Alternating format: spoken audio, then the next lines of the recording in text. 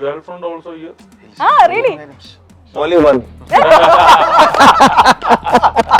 See on screen. You muscle man. അല്ല വേനെടുക്കണം കൈവച്ചിട്ട് വേണിക്കണ്ടോ? വേനെടുക്കണം full മസിലാണല്ലോ. साला मलयाली गंदी सोच है इसकी. ആൽപ്പറമ്പിൽ ഗോപിയായിട്ട് ആ മാറ്റങ്ങൾ എങ്ങനെയൊക്കെയാണ് കൊണ്ടുവന്നത്? പുള്ളി വെറുതെ മടി പിടിച്ചിരിക്കുവായിരുന്നു. കണ്ടിന്യൂ ചെയ്യേണ്ട കാര്യമില്ല. വീട്ടിൽ ഉള്ള അതേ process രീതിയിൽ continue ചെയ്താൽ മാത്രം മതിയാവും. ഒരു ചേഞ്ചിന് വേണ്ടിട്ട് ഇവനൊരു വിഗ് കൊണ്ട് തന്നല്ലാതെ ബാക്കിയെല്ലാം അതേപോലെ correct. Can you speak in Malayalam? Only dialogues.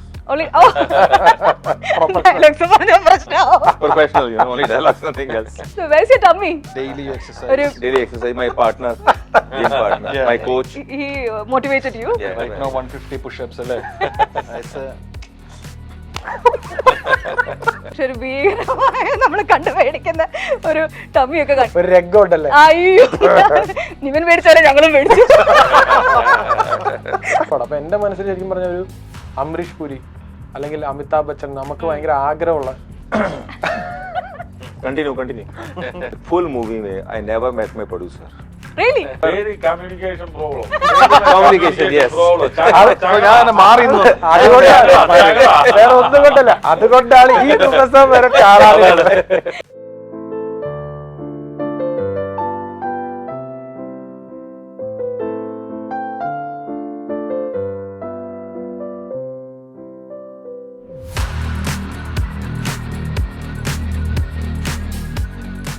Welcome to get set talk with Soumya. ഇന്ന് എന്നോടൊപ്പം നല്ല തനി മലയാളികളെ പ്രൗഡാക്കി തിയേറ്ററിൽ എത്തിയിരിക്കുന്ന മലയാളി ഫ്രം ഇന്ത്യയുടെ team. We have Nivin Pauly, Dijo Jose, Listin Stephen and the very sweet Pakistani Bhaijaan Deepak ji. Thank you.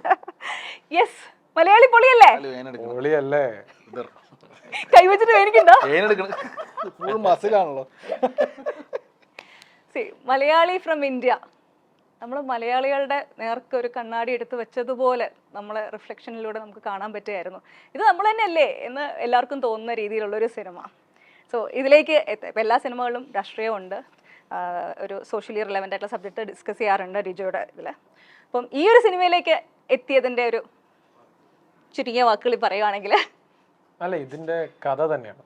ഇപ്പോൾ എല്ലാവരും, എനിക്ക് തോന്നുന്നു, ഞാൻ സംവിധായകനും അല്ലെങ്കിൽ പ്രൊഡ്യൂസർക്കാണെങ്കിലും ഹീറോയ്ക്കാണെങ്കിലും ആക്ടേഴ്സിനും എല്ലാവർക്കും അതിൻ്റെ എസെൻസ് കിട്ടിയത് അതിൻ്റെ ഒരു കഥയിലാണ്. അപ്പോൾ ആ കഥ കേൾക്കുമ്പോൾ എനിക്ക് ഭയങ്കര ഇൻട്രസ്റ്റിംഗ് ആയിരുന്നു. പിന്നെ അതിനുശേഷം ഷാരിസിൻ്റെ തിരക്കഥയും നമ്മൾ അതിലോട്ട് കയറുകയും മീൻവൈൽ പ്രൊഡ്യൂസറും പ്രൊഡ്യൂസറും കഥ കേട്ടപ്പോൾ തന്നെ ഭയങ്കരമായിട്ട് ഇഷ്ടപ്പെടുകയും അതിനുശേഷം ഞങ്ങൾ നേരെ നിവിനെ പോയി കാണുകയായിരുന്നു. നിവിൻ്റെ അടുത്ത് കഥ പറഞ്ഞപ്പോൾ നിവിനും ഭയങ്കര ഹാപ്പി, ചിരിയായിരുന്നു. പെട്ടെന്ന് തന്നെ ഫ്ലാറ്റായി. എൻ്റെ ഗോപിയുടെ ഒരു ട്രാവൽ ഭയങ്കരമായിട്ട് കണക്റ്റായി. കാരണം ഒരു നാട്ടിൻപുറത്തുനിന്ന് ഒരു ജോലിയും ചെയ്യാതെ അമ്മേനെയും പെങ്ങളെയും ജോലിക്ക് വിട്ട് ജീവിക്കുന്ന ഒരുത്തനാണല്ലോ, കഷ്ടപ്പെട്ട് ജീവിക്കുന്നത്. അപ്പോൾ അവൻ്റെ ഒരു യാത്രയും സ്ട്രഗിളും പിന്നെ അവസാനം അവൻ എത്തി നിൽക്കുന്ന ഒരു സ്ഥലവും അവൻ എന്ത് മാറ്റം ഉണ്ടാക്കി ആ കുട്ടിക്ക് എന്നുള്ളൊരു സാധനം, അത് ഭയങ്കര കണക്റ്റായിരുന്നു. നമ്മൾ എവിടെ ചെന്നാലും ഈ 4 കാലിൽ വീഴും എന്നുള്ളൊരു സംഭവമുണ്ട്. എവിടെ കൊണ്ടിട്ടാലും നമ്മൾ കരകയറിങ്ങ് പോരും. ഏത് സാഹചര്യത്തിലും അതിനനുസരിച്ചുള്ള രീതിയിൽ നമ്മുടെ വക കോൺട്രിബ്യൂഷൻ ഉണ്ടാവുകയും ചെയ്യും. അപ്പോൾ ഈ സിനിമയിലേക്ക് എത്തിയപ്പോൾ നമ്മൾ ഓരോ സിനിമകളും പ്രൊഡ്യൂസ് ചെയ്യുമ്പോൾ ഏറ്റവും റിസ്ക് ഫാക്ടർ ഉള്ള ആൾ പ്രൊഡ്യൂസറാണല്ലോ. അപ്പോൾ ഏറ്റവും കൂടുതൽ ചിന്തിക്കുന്നത് അദ്ദേഹമായിരിക്കും. അപ്പോൾ ഇതിലേക്ക് എങ്ങനെയാണ് വന്നത്? അല്ല, അങ്ങനെയല്ല. ഇത് ആദ്യമേ തന്നെ എനിക്ക് ഇതിന്റെ കഥ അറിയാമായിരുന്നു. ഷാരിസ് എന്നോട് എക്സ്പ്ലെയിൻ ചെയ്തിട്ടുണ്ടായിരുന്നു. അപ്പോൾ അന്ന് ഈ കഥ, കാരണം ഇതിന്റെ സെക്കൻഡ് ഹാഫ് ഒരു കുറച്ച് റിസ്കി ഉള്ളൊരു കാര്യമാണ്. അതുകൊണ്ടിട്ട് ഞാൻ പറഞ്ഞു നമുക്ക് ഇൻട്രസ്റ്റിംഗ് ആണ്, നമുക്ക് നോക്കാം എന്നൊക്കെ പറഞ്ഞു. അങ്ങനെ ഒരു സ്ലോയിൽ പോകുന്ന ഒരു പ്രോസസ് ആയിരുന്നു ഈ സിനിമയുടെ. അങ്ങനെ ഇരിക്കുമ്പോഴാണ് ഷാരിസ് ഈ കഥയുടെ കാര്യങ്ങളുമായിട്ട് ഡിജോയുമായിട്ട് സംസാരിക്കുന്നത്. അപ്പോൾ ഡിജോയായിട്ട് സംസാരിച്ചപ്പം ഡിജോയ്ക്കും ഭയങ്കര എക്സൈറ്റ്മെന്റ് ആയി നമുക്കിത് ചെയ്യാന്നുള്ള രീതിയിൽ. അങ്ങനെ ഞങ്ങൾ മൂന്നിരുന്ന് ഡിസ്കസ് ചെയ്ത് കഴിഞ്ഞപ്പോഴത്തേനും ഒന്നുകൂടെ ഞങ്ങളുടെ അടുത്ത കൂടിക്കാഴ്ചയിലാണ് ഈ സിനിമ ചെയ്യാന്നുള്ളത്. കാരണം എനിക്ക് ഈ സിനിമ ഇതിന്റെ ഒരു സെക്കൻഡ് ഹാഫ് ഇരിക്കുന്നത് ഒരു ഡയറക്ടറുടെ കയ്യിൽ തന്നെയാണ്. കാരണം എന്താണെന്ന് വെച്ച് കഴിഞ്ഞാൽ വളരെ ഒരു ശ്രദ്ധിച്ച് ചെയ്തില്ല എങ്കിൽ ഇങ്ങനെ ഒരു സൈഡിലേക്ക് ആകാവുന്ന സിനിമ തന്നെയാണ് ഇത്. അപ്പോൾ അത് അങ്ങനെ എനിക്കൊരു പൂർണ്ണ വിശ്വാസമുള്ള ഒരു ഡയറക്ടറെ മാത്രമേ ഉള്ളൂ ഈ സിനിമ ഏൽപ്പിക്കാൻ പറ്റുള്ളായിരുന്നു. അല്ലെങ്കിൽ ഞാൻ ഇത് ആദ്യമേ തന്നെ കുറച്ചുകൂടെ നേരത്തെ ഇത് ഓൺ ആക്കിയേനെ. പക്ഷെ ഇത് ഡിജോയിലേക്ക് വന്നപ്പോഴാണ് നമുക്കും ഈ ഒരു വിഷയം കറക്റ്റായിട്ട് ഹാൻഡിൽ ചെയ്യിക്കാൻ പറ്റുന്ന ഒരു ഡയറക്ടറായിട്ട് തന്നെ ഇത് മൂവ് ചെയ്യണമെന്നുള്ളത് കൊണ്ടിട്ടാണ് ഡിജോയായിട്ട് പരിപാടി വർക്കായത്. പക്ഷെ ഞങ്ങൾ ആസ് എ പ്രൊഡ്യൂസർ നമ്മൾ വളരെ ഈവൻ ഹാപ്പിയാണ്. കാരണം ഈ സിനിമ ഞങ്ങൾ ആദ്യം എന്താണോ സംസാരിച്ചത്, കാരണം ഈ സിനിമ ആളുകൾ തിയേറ്ററിലേക്ക് വരാനായിട്ട് ഇത് ശ്രദ്ധിക്കപ്പെടാൻ വേണ്ടിയിട്ട് പലതരം നമ്പറുകൾ കാട്ടി. അതാണ് ഇതിന്റെ ടീസറുകൾ, പാട്ടുകൾ, കാര്യങ്ങളെല്ലാം. അത് ഒരു സിനിമയെ വന്നിട്ട് നോട്ടീസ് ചെയ്യിക്കാൻ വേണ്ടിയിട്ടാണ്. കാരണം ഇത് ഒരു മാർക്കറ്റ് ചെയ്ത് ജനങ്ങളിലേക്ക് എത്തിക്കാൻ വേണ്ടിയിട്ടുള്ള ഒരു ട്രിക്ക് മാത്രമാണ് കാട്ടിയത്. കാരണം ഈ സിനിമ ഞങ്ങൾക്കറിയാലോ ഈ സിനിമ എന്താന്നുള്ളത് പൂർണ്ണമായ ബോധ്യമുണ്ട്. കാരണം കളി ഒരു സ്വല്പ കാര്യത്തിലേക്ക് ആയപ്പോൾ ഞങ്ങൾ പറഞ്ഞു, എടാ ഇനി നമ്മൾ കുറച്ച് സീരിയസ് ആയിട്ട് ഈ സാധനം പിടിച്ചില്ലെങ്കിൽ ഇത് നമ്മുടെ കയ്യിൽ നിന്ന് പാളാനുള്ള ചാൻസ് ഉണ്ട് എന്ന് തോന്നിയപ്പോഴാണ് ഞങ്ങൾ ഇതിന്റെ ടീസർ പോലും വിട്ടത്, പ്രസ് മീറ്റും കാര്യങ്ങളെല്ലാം. അപ്പോഴാണ് ഞങ്ങൾ പോലും ഒരു സീരിയസ് ആയിട്ട് ഈവൻ ഇതിനെ കണ്ടത്. എഗെയിൻ അത് ആദ്യമൊക്കെ നമുക്കൊരു സംശയമായിരുന്നു. കാരണം ഡിജോയുടെ സിനിമ ഇതിന് മുന്നേ സംസാരിച്ചിരിക്കുന്ന വിഷയം വളരെ സ്ട്രോങ് ആയിട്ടുള്ള രാഷ്ട്രീയം തന്നെയാണ്. അപ്പോൾ അത്തരത്തിലുള്ളൊരു സിനിമ പ്രതീക്ഷിച്ചിരിക്കുമ്പോഴാണ് പെട്ടെന്ന് ഇതിൻ്റെ പ്രൊമോഷണൽ ആക്ടിവിറ്റീസിലൊക്കെ ഫുൾ കോമഡി ആയിട്ടുള്ള നമ്മൾ 90s കണ്ടിരിക്കുന്ന സിനിമകളുടെയൊക്കെ ഒരു വൈബ് കിട്ടുന്ന ഒരു സംഭവം. ഇത് പുള്ളി വേറെ തന്നെ ഒരു ജോണർ പിടിച്ചോ എന്ന് പടത്തിലുണ്ടല്ലോ. കൃഷ്ണ സോങ് അല്ലേ ഉദ്ദേശിച്ചത്? അതെ, സോങ് മാത്രമല്ല നിങ്ങളുടെ പ്രൊമോഷൻ സമയത്ത് മൊത്തം നമുക്ക് കിട്ടിയ വൈബ് ആ ഒരു comedy through out comedy movie ആയിരിക്കും എന്നുള്ളത്. പക്ഷെ എഗെയിൻ അവിടെ താങ്കളുടെ പഴയ സിനിമകൾ എടുത്തു നോക്കുമ്പോൾ ഇതങ്ങനെ വരാൻ സാധ്യതയില്ലല്ലോ, എവിടെയോ ഇതൊരു സീരിയസ് സബ്ജക്ട് സംസാരിക്കും എന്നുള്ളൊരു തോന്നൽ നമ്മുടെ മനസ്സിൽ തന്നെ ഉണ്ടായിരുന്നു. അപ്പോൾ എഗെയിൻ നിവിൻ്റെ ഒരു കംബാക്ക് ഭയങ്കരമായിരുന്നു. നിവിൻ്റെ ഒരു നമ്മൾ കാണാൻ ആഗ്രഹിക്കുന്ന രീതിയിലുള്ള ഫുൾ ഓൺ കോമഡി ചെയ്യുന്ന ഈ കഥാപാത്രമായിട്ട് ആ ഒരു ചേഞ്ച് ഓവർ നമ്മൾ കാണാൻ ആഗ്രഹിക്കുന്ന രീതിയിലുള്ള ആൽപ്പറമ്പിൽ ഗോപിയായിട്ട് ആ മാറ്റങ്ങൾ എങ്ങനെയൊക്കെയാണ് കൊണ്ടുവന്നത്? അല്ല ഇതിനങ്ങനെ പുള്ളി വെറുതെ മടി പിടിച്ചിരിക്കുവായിരുന്നു.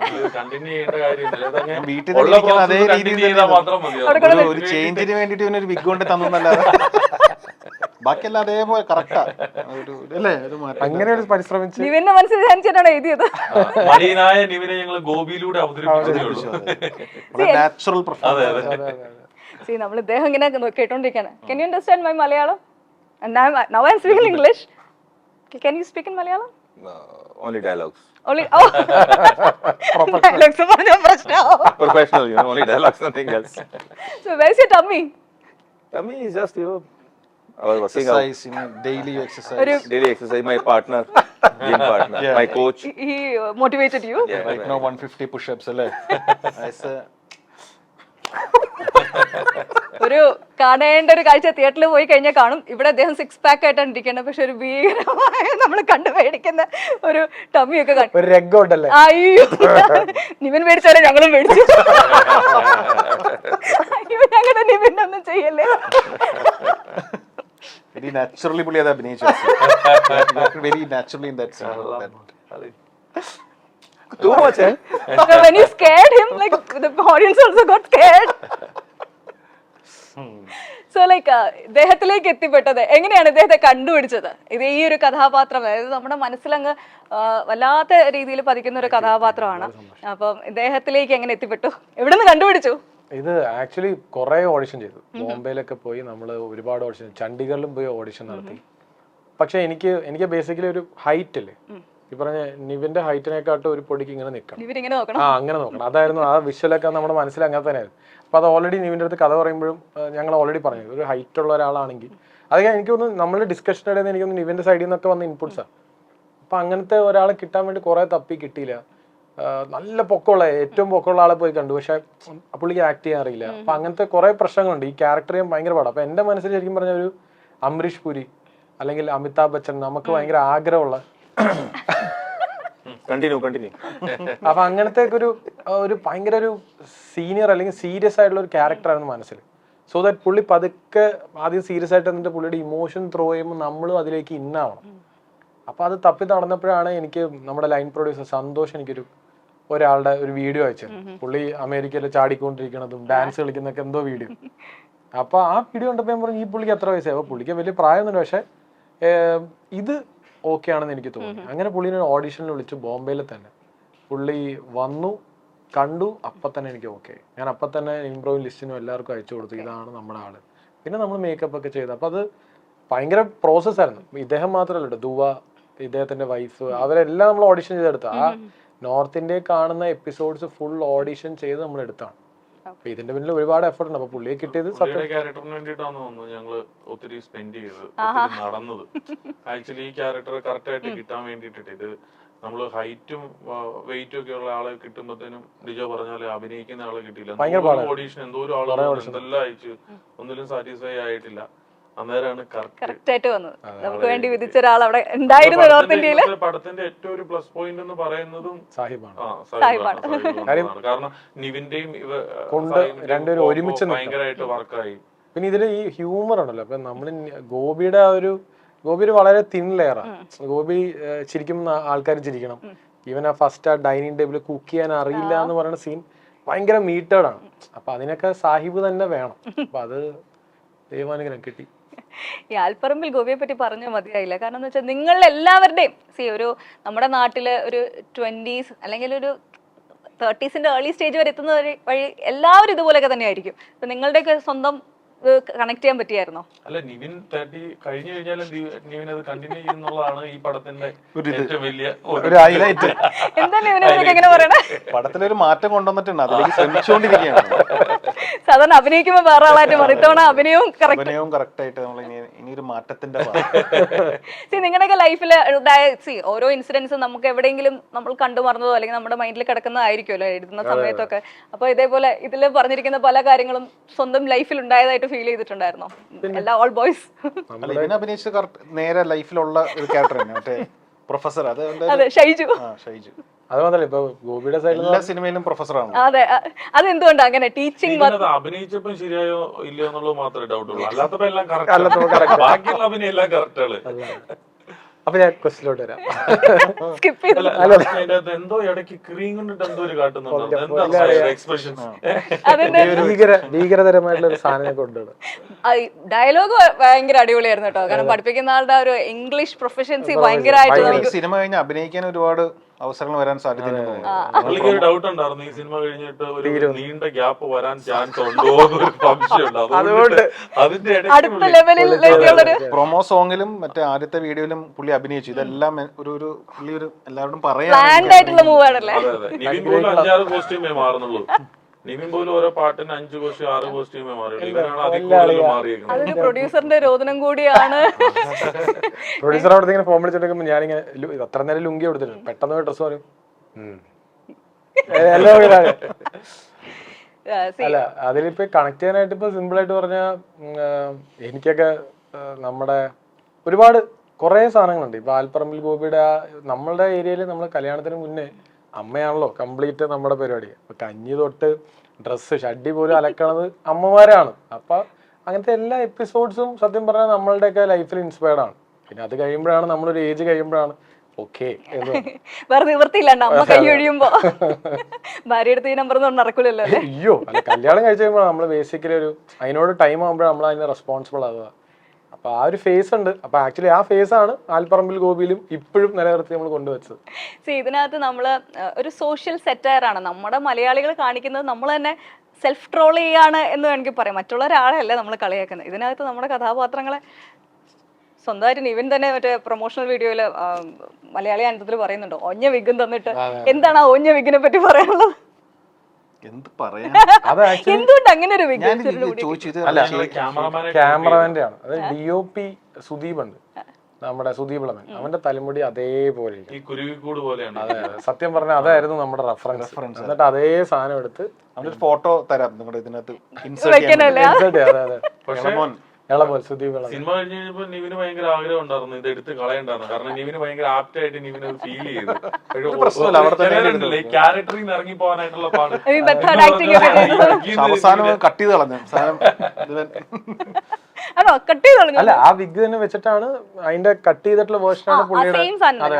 ആ ഒരു കണക്ഷൻ കിട്ടാനായിട്ട് ആ ഒരു എന്താ പറയാ ലുക്ക് കണ്ടു കഴിഞ്ഞപ്പോ എന്താ തോന്നിയത്? ഫസ്റ്റ് ഇങ്ങനെ ഭയങ്കരമായിട്ട് ഇഷ്ടപ്പെട്ടിട്ടെ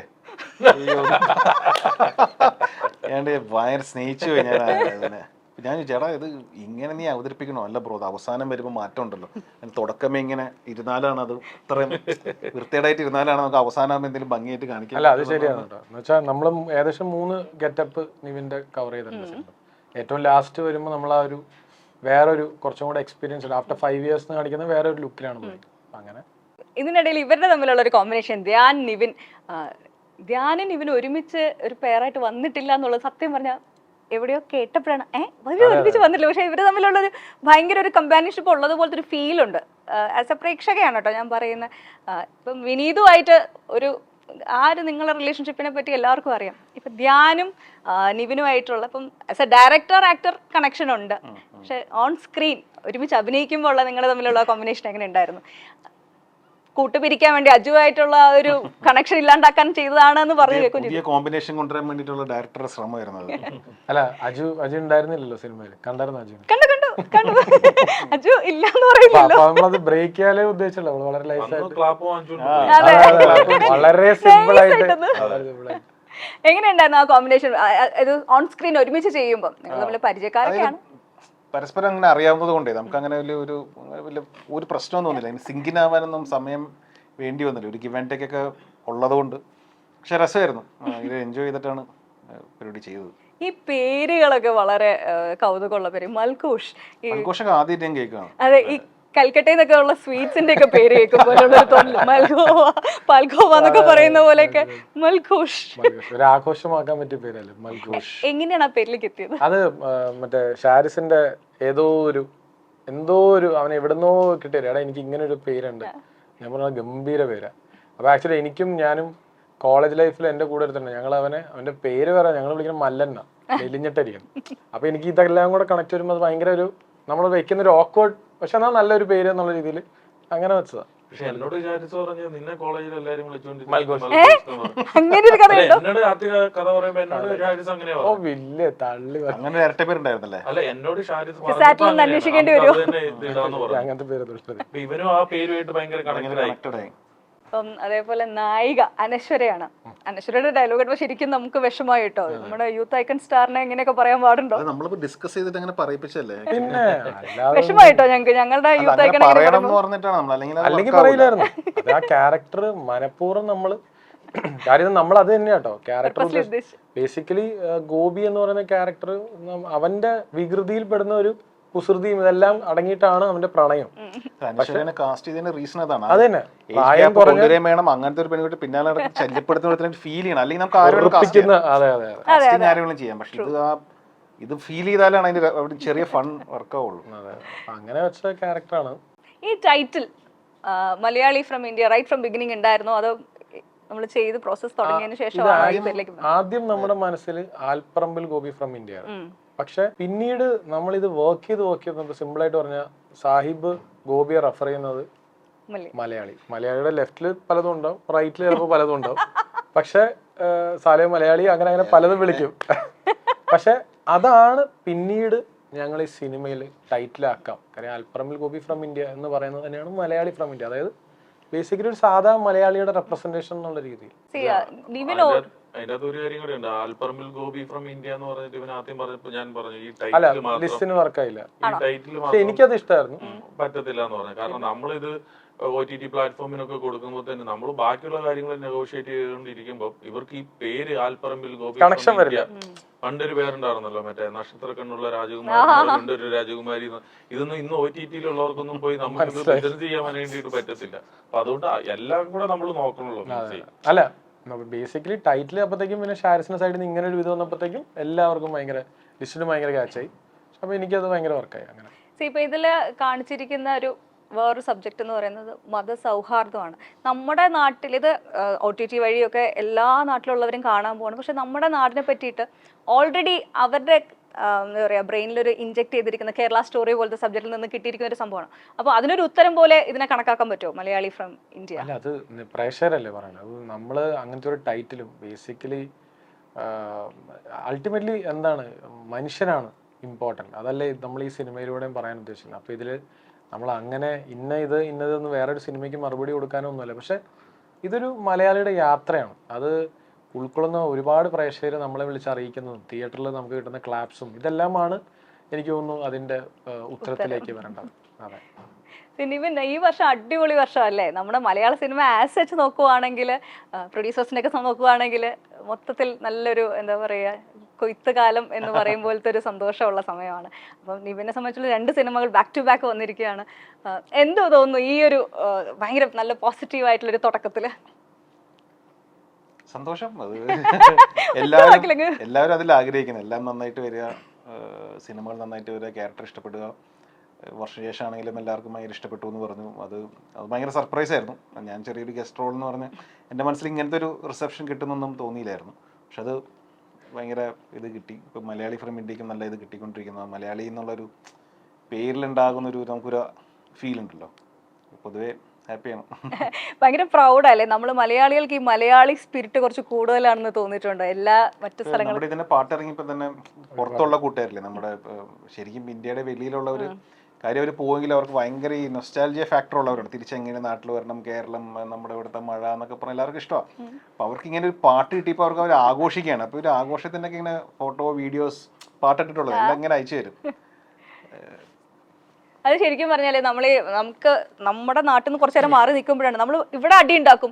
നമ്മൾ ഈ പറഞ്ഞ പോലെ രാഷ്ട്രീയപരമായിട്ടുള്ള അടിയായിരിക്കും. നമ്മൾ ഫ്രണ്ട്സ് തമ്മിലാണെങ്കിലും ഇപ്പം നമ്മൾ ക്രൂലാണെങ്കിലും ഒക്കെ എല്ലാവർക്കും അപ്പന പാർട്ടി ഉണ്ടാവും, അപ്പന ഐഡിയോളജീസ് ഉണ്ടാവും, ആ പേരിൽ അടി ഉണ്ടാക്കും. പക്ഷെ ഒരു പ്രശ്നം വരുമ്പോൾ നമ്മൾ എല്ലാവരും കൂടി ചേർന്ന് വരുന്ന ഒരു ചേരലുണ്ട്. അതൊരു വല്ലാത്തൊരു ഫീലല്ലേ? അത് നമ്മുടെ പാട്ടിലും റെഫർ ചെയ്യുന്നുണ്ട്. അതായത് പല പല പണികളെ അതിജീവിച്ചൊരു നാടാണ് നമ്മുടെ മലയാളി ആന്തത്തിൽ കൃത്യമായിട്ട് നമ്മൾ എഴുതി വെച്ചു. Do you have any Malayali friends? Yes. I know friend. The one who taught you the words. മലയാളത്തിൽ സന്തോഷല്ലേ? ആരാ പറഞ്ഞത്? കിസ്നെ who taught you that? My friend Santosh is there. A very big professor, you know, in abusing. You have 2 girlfriends. He taught me a lot of things. Malayalam. You have 2 girlfriends also here. Really? Only one. Malayali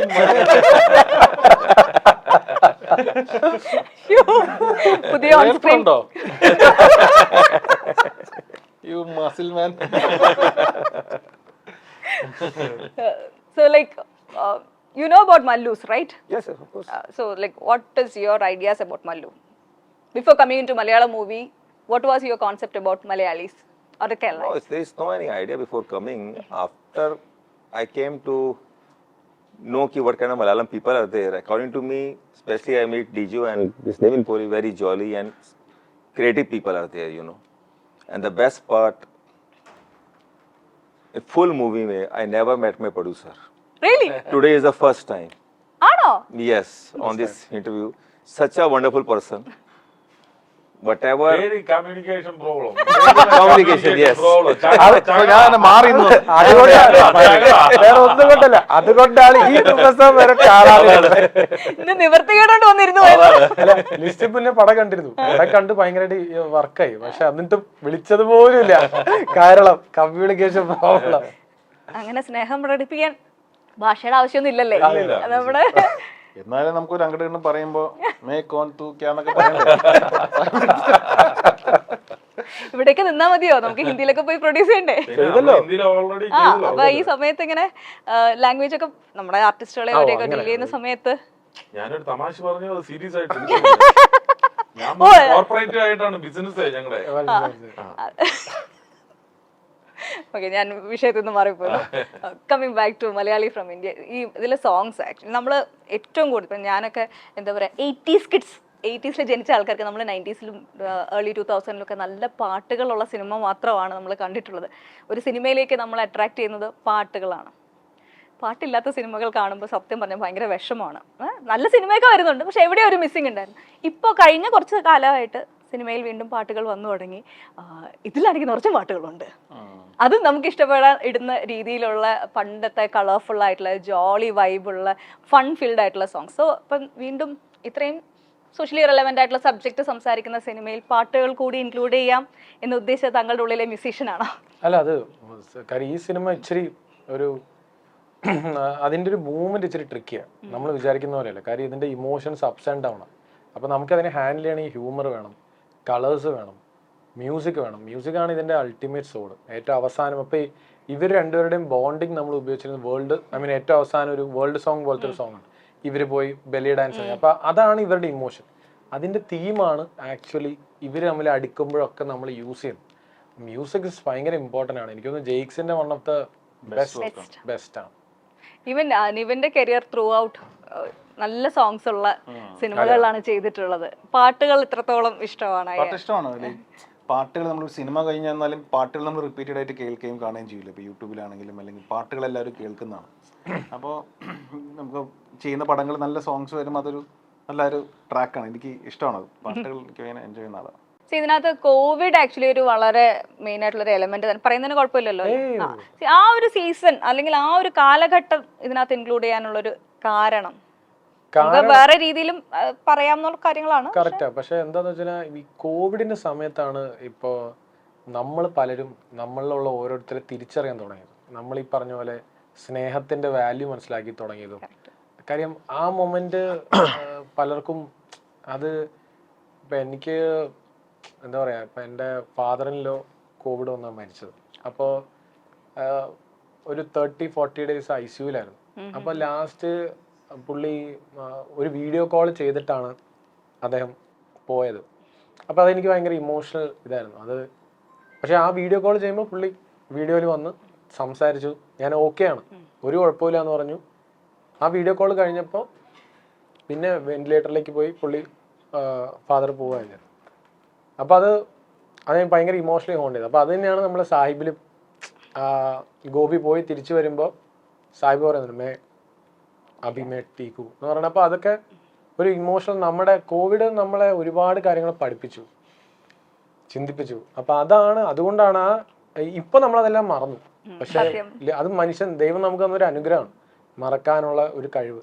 പക്ഷെ ആ കോവിഡിന്റെ ആ ടൈമിൽ ഇപ്പൊ നമ്മൾ ഇതിൻ്റെ അകത്തും തെയ്യവും സുരാജ് സലീമേട്ടനും മഞ്ജു ചേച്ചി ആ ഉമ്മയുടെ അടുത്ത് പോകുന്നു. അപ്പൊ ആ സമയത്തെ നമ്മൾ മനുഷ്യരുടെ വാല്യൂ അറിഞ്ഞത്. എല്ലാം ഉപേക്ഷിച്ചു. എന്താ ഇപ്പൊ മൽഘോഷ് വിളിക്കുന്നുണ്ട്, എടാ ഇവിടെ എല്ലാം കോംപ്രമൈസ് ആയടാ ഇപ്പൊ. അപ്പൊ ഇത്രയും ഫസ്റ്റ് ഹാഫിൽ ഇവര് വെച്ചത് മൊത്തം വെറുതെ ആയിപ്പോയി. ശരിയല്ല, നമ്മളെല്ലാം കളഞ്ഞു ഓടുകയായിരുന്നു. നമ്മൾ പൈസയുടെ പുറകെ അതിന്റെ പുറകെ ഒരു കോവിഡ് വന്നപ്പോഴാണ് നമുക്ക് മനസ്സിലായത് ഇത് ലൈഫ് ഇത്ര ഉള്ളൂ എന്നുള്ളത്. അപ്പൊ അത് നമ്മൾ ഓർപ്പിക്കാൻ വേണ്ടി മനഃപൂർവ്വം വെച്ചിട്ടൊന്നുമില്ല, വളരെ സട്ടിലായിട്ട് സ്ക്രിപ്റ്റിൽ കൊണ്ടുവരാന്നുള്ളത് ഉദ്ദേശമാണ്. നിവിന്റെ എല്ലാ സിനിമകളിലും നല്ല നല്ല എന്താ പറയുക കോമ്പിനേഷൻസ് ഒരുപാട് വർക്ക് ചെയ്തു. ഇതിൽ നിവിന് കണക്ട് ചെയ്യാൻ പറ്റുന്ന 2 റിലേഷൻഷിപ്പ്, മൽഘോഷ് എന്ന് പറയുന്ന ഫ്രണ്ടും അതേപോലെ നമ്മുടെ സാഹിബുമായിട്ടുള്ള റിലേഷൻഷിപ്പ് എങ്ങനെയുണ്ടായിരുന്നു? നിങ്ങളുടെ ഓൺ സ്ക്രീനും ഓഫ് സ്ക്രീനും ഉള്ള റിലേഷൻഷിപ്പ്? ഓൺ സ്ക്രീൻ എല്ലാവർക്കും ഇഷ്ടപ്പെട്ടു തോന്നുന്നു കോമ്പിനേഷൻ. സാഹിബും ഗോപി ആദ്യം ഇവർ തമ്മിലൊരു ക്യാറ്റ് ആൻഡ് മൗസ് ഗെയിമാണ്. കുറച്ച് കഴിയുമ്പോൾ അവർ തമ്മിലൊരു ഒന്ന് ഈസായി, പിന്നെ ഒരു ഫ്രണ്ട്ഷിപ്പ് വന്നു, പിന്നെ ഒരു ബ്രദർഹുഡ്, ഒരു ചേട്ടൻ അനിയൻ അല്ലെങ്കിൽ അങ്ങനത്തെ ഒരു ഇതിലേക്ക് വന്നു. പക്ഷെ അതിൻ്റെ ഒരു അപ്പോഴാണ് പെട്ടെന്നാണ് ഇദ്ദേഹത്തിൻ്റെ ഇത് വരുന്നത്. അപ്പോൾ ആ ഒരു മിസ്സിങ് ഭയങ്കരമായിട്ട് ആൾക്കാർക്ക് ഫീൽ ചെയ്തു. അയ്യോ സാഹിബ് ഉണ്ടായിരുന്നെങ്കിൽ, കുറച്ചും കൂടി ഉണ്ടായിരുന്നെങ്കിൽ. സാഹിബിൻ്റെ സ്വപ്നം ഉണ്ടായിരുന്നു ദുബൈയുടെ അടുത്ത് പോകണം, അത് നടന്നില്ല. അപ്പോൾ എനിക്ക് തോന്നുന്നു റിലേഷൻഷിപ്സ് ഇപ്പോൾ എല്ലാവരുടെയും ലൈഫിൽ വളരെ ഇമ്പോർട്ടൻ്റ് ആണ്. അത് സിനിമയിൽ കൂടെ വരുമ്പോൾ നമ്മളും നമ്മുടെ ആരൊക്കെയുമായിട്ട് നമ്മൾ റിലേറ്റ് ചെയ്യും. ഓഫ് സ്ക്രീൻ ഞങ്ങൾ ഫുൾ ചിരി കളി ഇതായിരുന്നു. Off screen chemistry warriors full ഇടിയായിരുന്നു ഞങ്ങൾ ഫുൾ ടൈം. എന്തോ ഇടിക്കുന്നറിയോ, പുള്ളി കൈ ഇവിടെ വെച്ചപ്പോ തന്നെ വേനിക്കുന്നൊക്കെ. പുള്ളി ചിരിച്ചിട്ട് ഇങ്ങനെ വെറുതെ നമ്മളിങ്ങനെ കാണിക്കൂലേ, അത് തന്നെ തീർന്നു. നല്ല കാര്യമായിട്ട് 20 കിട്ടിയല്ലേ. ക്രിക്കറ്റ് ആക്ച്വലി നിവിനും ഏറ്റവും ഭയങ്കര ഇഷ്ടമുള്ള കാര്യമാണ്. നിവിനെ എനിക്കൊന്ന് ഞാൻ ആദ്യമായിട്ട് കാണുന്ന CCLന്റെ സമയത്ത് അല്ല CCL ഉണ്ട്. അതിൽ സിനിമകളിൽ ഒരുപാട് ക്രിക്കറ്റ് ബന്ധപ്പെട്ട സിനിമകൾ ചെയ്തിട്ടുണ്ട്. ഈ സിനിമയിലും ഈ ക്രിക്കറ്റ് കളിക്കാനുള്ള അവസരം കിട്ടിയപ്പോൾ സന്തോഷമായോ? ഓ ഹാപ്പി. ക്രിക്കറ്റ് ഭയങ്കര നമ്മളോട് കണക്ട് ചെയ്തിരിക്കുന്ന ഒരു കാര്യമല്ലേ. അപ്പോൾ ഇന്നത്തെ ഇപ്പോൾ സാഹിബായിട്ടുള്ള ക്രിക്കറ്റ് മാച്ചുണ്ട്, നാട്ടില് ക്രിക്കറ്റ് കളിക്കുന്നുണ്ട്. പക്ഷെ അത് രസം, ഇഷ്ടമാണ്. എന്തുകൊണ്ട് ക്രിക്കറ്റ് എന്നുള്ളൊരു എലമെന്റ് കൂടി ആഡ് ചെയ്തു? അല്ല, ബേസിക്കലി ഇന്ത്യ നമ്മൾ ആ ഉദ്ദേശം എന്ന് വെച്ചാൽ ഒന്ന് ഇന്ത്യ പാകിസ്ഥാൻ അതുകൊണ്ട്, രണ്ടാമെന്ന് പറഞ്ഞാൽ ഒരു ചോര തിളയ്ക്കുന്ന സ്ഥലം അതാണല്ലോ. അല്ല, അതുകൊണ്ടല്ല, ക്രിക്കറ്റ് എന്ന് പറയുന്ന അതാണ് നമ്മുടെ മതമില്ല, മറ്റേതില്ല, രാഷ്ട്രീയമില്ല. നമ്മൾ വളരെ സട്ടിലായിട്ട് ഡൗൺ പ്ലേ ചെയ്താണ് ക്രിക്കറ്റിലോട്ട്. അവിടെയാണ് എല്ലാവരും ഏകപക്ഷീയമായിട്ട്, അവർക്ക് ഒന്നുമില്ല, സിമ്പിൾ കളിക്കാം ബാ. അപ്പൊ അതാണ് നമ്മൾ അവിടെ ഉദ്ദേശിക്കാൻ വെച്ച പോയിന്റ്. ഓപ്പൺ മൈൻഡ് ആയിട്ട്. അപ്പൊ അങ്ങനെ നമ്മളെല്ലാം ഓപ്പൺ മൈൻഡ് ആയിട്ട് തന്നെ കാണാൻ പറ്റിയൊരു സിനിമയാണ്. നമ്മൾ മലയാളി ആണെങ്കിൽ അല്ലേ, മലയാളി എന്ന വികാരം നമ്മൾ ഇഷ്ടപ്പെടുന്നവരാണെങ്കിൽ ഇത് തീർച്ചയായിട്ടും തിയേറ്ററിൽ പോയി കാണാം, മനസ്സ് നിറഞ്ഞ് ഇറങ്ങി വരാം. അപ്പൊ എന്തായാലും all the best to the team. Thank you. അടിപൊളി വിജയമാവട്ടെ. മലയാളികൾ പൊളിയാണ്. Thank U.